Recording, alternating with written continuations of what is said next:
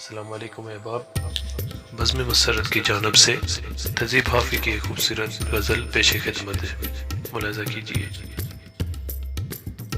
तेरा चुप रहना मेरे ज़हन में क्या बैठ गया, इतनी आवाज़ें तुझे दी कि गला बैठ गया। यूँ नहीं कि फ़कत मैं ही उसे चाहता, जो भी उस पेड़ की छाँव में गया बैठ गया।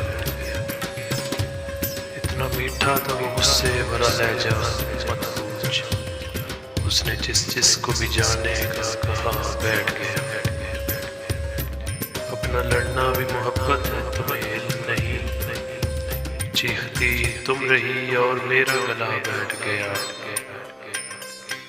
उसकी मर्जी मुझसे पास बिठा ले अपने, इस पे क्या लड़ना, फला मेरी जगह बैठ गया।